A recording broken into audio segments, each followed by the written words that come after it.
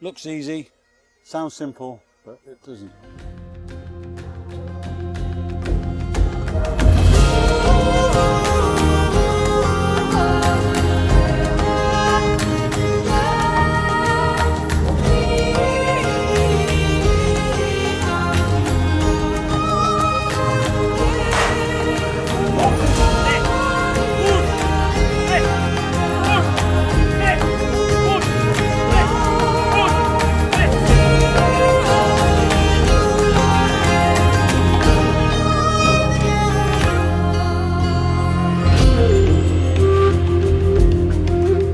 Welcome to Scotland Distilled with Enjoy Travel, exploring Scottish culture, outdoors, food and drink, and hopefully inspiring some of your adventures. I've come to Braemar Gathering and I hope to find a quiet spot to introduce the day, but there is no quiet spot. It's relatively early on and there's already bagpipes everywhere, competition happening in this sort of natural amphitheatre behind me, and it's almost gladiatorial.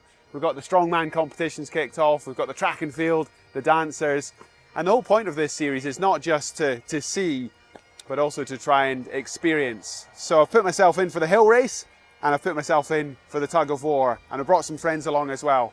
Can't wait.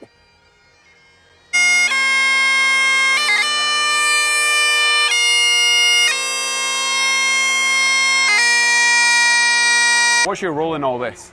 So I'm one of the directors of the charity that organises and runs the Braemar Gathering, and my remit is everything digital, so website, online ticket sales, event entries, and doing the live stream as well for the gathering. I mean, the atmosphere here is phenomenal, but it's more than what's happening on the ground. So give me a sense of that global reach, because you're live streaming this. That's right. So when you look at the metrics of the people who have tuned in, I think something like 35 countries there or thereabouts tune in to watch it. Tens of thousands of people watch online, and then subsequently after on our YouTube channel they tune in as well. So it's a keepsake forever. And give me a sense. I mean, a lot of this looks unchanged. And of course, this is the one of the biggest and most established. But how would it changed over the decades? So I think it's very important to keep our traditional roots. So what you see today is not too dissimilar from how it's been for many, many decades.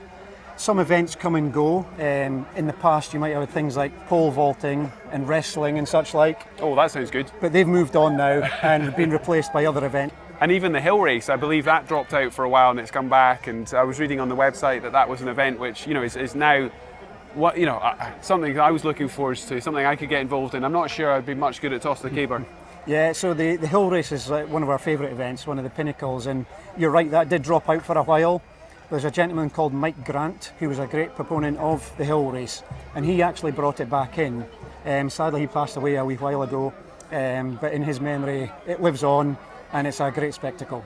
And give me a sense of who's here. It's interesting walking around because, I'm hearing accents from all over the world. You can even see from the way people are dressed. So I'm guessing people see Braemar Gathering as a bit of a homecoming event, regardless of where they're from. That's right. A lot of people who have got family or grew up here and have emigrated abroad, they always seem to come back home to Braemar. They consider it their home. And similarly, visitors who have never been here before enjoy it just as much. And how important is the royal patronage? I mean, it's interesting looking around. I mean, there's a lot of people very proudly in military attire, and there's a real sense of occasion about it. But how important is that for the gathering? Oh, it's absolutely fantastic for the gathering. And the reigning monarch since Queen Victoria times, I think, has been attending the gathering every year. So Queen Elizabeth II attended for some 70 odd years, and it's great to see them here every year.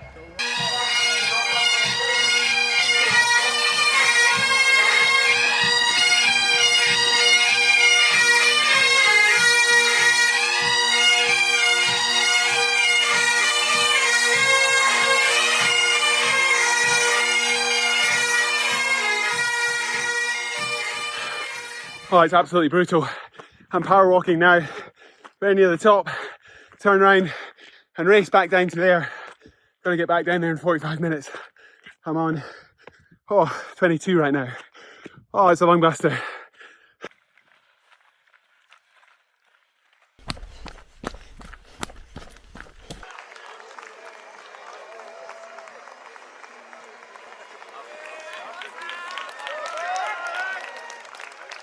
We made it back before the cut-off.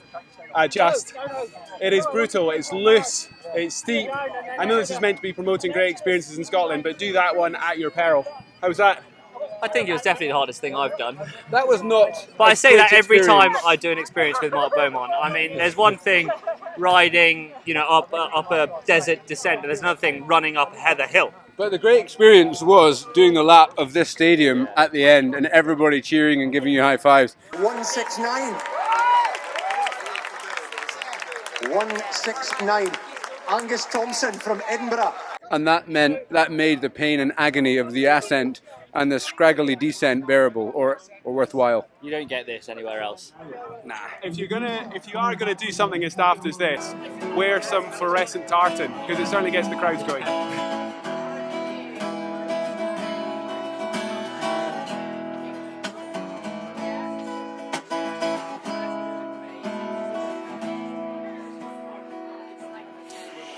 He stood on the pier, a fag in his mouth, 2 hands in his pockets, he whistled me out. And still I love him, I cannot deny him, I'll go with him wherever he goes. Before I got married, I'd sport and I'd play, but now that kid. So we got island paella, so we got game, and we got partridges, venison, grouse, duck leg and rabbit. So this is you bringing some Italian, Scottish... Italian, Spanish flavor with Scottish produce. Love it, love it. That is fantastic. I love that. I don't think I've ever had And that. this one, What have you got here? this one we got wild mushroom, in particular giraud. So is this like forage mushroom? Yeah, forest mushroom and And where do you get the mushroom? the mushroom around here. And Yesterday morning. And does everyone keep the location of the Secret. mushrooms? Yeah. Secret.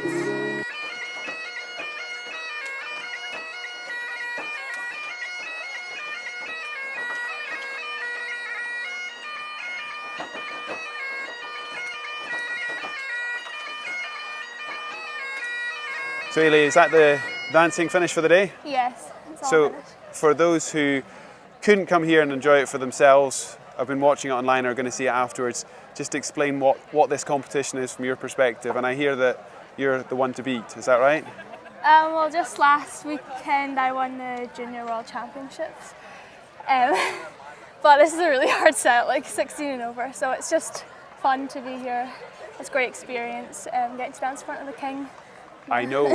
And actually your dancing stage is the closest competition Yeah, to it's the King. perfect. I mean, it is, to say it's a stone's throw, it's no distance at all. That must be pretty nerve-wracking. So you're dancing for the judges, but you're also dancing for the King and Queen. Yeah, makes it so special. So you said you won the World Champs last weekend. For those that know nothing about the dancing that you do, explain what that is. So it was Highland Gathering, which is our World Highland Dancing Championships. Essentially, it's a 3-day competition. You compete on Thursday to qualify for the Worlds. In my age group, it's out 2 heats and the top 20 qualify.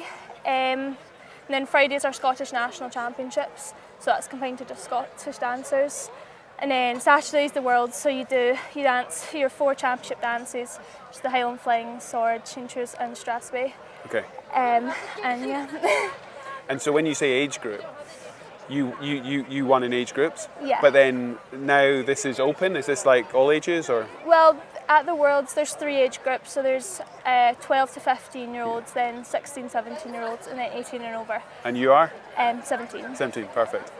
And I mean, it's incredible to watch, and I love the juxtaposition of this incredible Highland dancing right next to people trying to toss the Yeah. caper. I mean, it's that sort of mad sort of. It's all happening in the same place at the same time. Yeah, it's a great environment, like the crowd cheering. And so, I mean, what got you involved in this? Well, I've been dancing since I was 2. I was just such an active child, especially to my older sister. She got me into dancing really. And yeah, I've just been competing since I was 4. Just love it. I just love to move. Just really enjoy dancing, and especially Highland Games, like the whole atmosphere. It's I love performing, so it really feels like you're performing on the stage.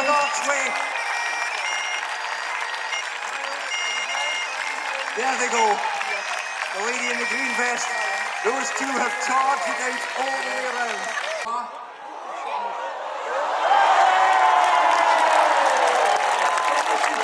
Near the end of the day, last Strongman events, how's it going? It's going alright. I finished mid-table. I can't argue about it. It's my first year in the Open, so I can't argue with it. But. And for those who haven't been to the games before, give me the intro guide. What is it? I mean, this is what we're watching here, and what are the other events that have happened today? Pretty much. My dad kind of describes it because my dad was a 4-time world champ. So he describes it's like in athletics, a decathlon. But obviously they do it different days, but we do 8 events in one day, if that makes sense. And do you do all of them? All 8 events in one day, yeah. It takes mostly we started at 10:30 and we're still going. So amazing. that's Amazing. It takes a lot out of you. And so, you got a favourite event? I would say the hammers, even though it didn't go well there, I still enjoy it. But that or the weight for distance. And talk to me a wee bit about Braemar. I mean, obviously all the games have their own different flavours. What's Braemar like for you? I would say it's like a gladiator arena. Because all the other games, it's just in a park. But then you've got all this around you. Probably the best pipe bands in the world coming since the King's coming. It's a crowd a bit closer, so it gives you more energy, to be honest. All right, we're all getting ready for the Tug-of-war, and probably the biggest bit of chat in terms of kit is the boots. So what have you got here? I've got what seems to be, feels like cinder blocks for a metal down the bottom, and they'll be about 2.5 kilos a piece. Custom-made Tug-of-war boots. Who knew there was even such a thing? Specialised for it. Walking around here, I sense that this is actually a sport. You know, it's one of those things that, at breakfast today, I wouldn't have said it was a legitimate sport. But in front of these men, I probably wouldn't say that out loud. There's some hard-looking men, and we're kitted up. Apparently, we're going to go and do some training on a tree. An immovable object is how we're going to learn to do this. You're on the rope. You're trying to pull it that way. The problem is, some of you got ski boots on. So with ski boots, edges, so you're on your outside edge of your right foot, inside edge of your left foot, and you're pushing like that, like a ladder. Imagine a ladder on the ground, you're pushing off the ladder. If you're on these boots, normal boots, go flat-footed, so turn yourself sideways on, flat-footed, and push that way.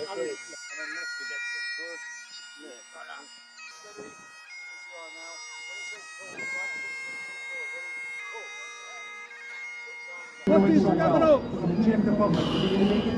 on! Come on! Steady! Lower! Pull! And pull! Come on! And pull! Happens this time. Well, my name is Johnny Foundation. Take what can end. They're going well. Come on, cheer for them. Cheer for our charity team.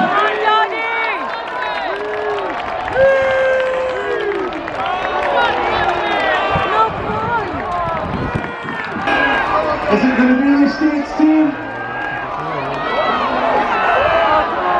Yes, there it goes. The States team wins. Give them your applause, everyone. We were kind of expecting just to give a wee bit of an effort at the start, and we were very well shocked. First end, he's pretty much had us right to the mark, and we were able to drag you just back, and we got the rousing call of that's you in the middle now, so the full distance still to go again from there. So that first one was interesting because I felt like we had you, and then we'd made half the distance, whatever you call it, and then whatever happened, maybe we stood up too much, and then you pulled us away. Well, we our plan was kind of just to give you a wee bit, but not as much as we did give you in the end. Right, okay. But no, fair play to you, took it, and then, but yeah, we managed to check these up and started working together to get you back. And the second pull, we managed to pull you. I don't know whether you gave that to us.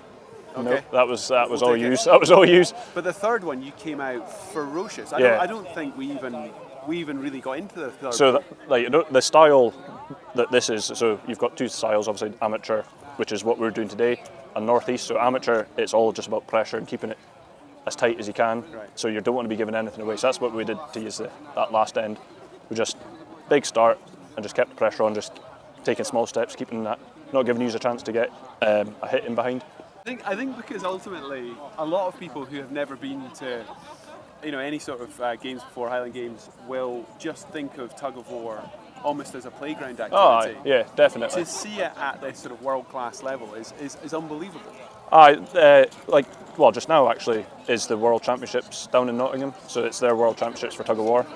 So that is a bigger sport than people realise, and they still do think it's, as you say, a playground sport, but no. And is it done on grass? Always done on grass? There's indoor style as well. Indoor, that's over the winter, they'll do indoor, so that's on rubber mats. Kind of gym shoes, like flat-soled gym shoes, and then it's all flat-footed. Listen, that's the first time today that I've not heard bagpipes. The people have started to leave, the events have come to an end, and what a day it has been. It's one of those days that feels like it's lasted a lot longer than a single day. On a personal level, I'm pretty sore. I don't mind running up and down a hill, but tug-of-war is a whole new set of muscles, but I've loved it. And all the more meaningful when I get to support a charity that's really close to my heart. I hope you've enjoyed coming on this adventure with me. This is Scotland Distilled with Enjoy Travel, capturing the spirit of Scotland one story at a time.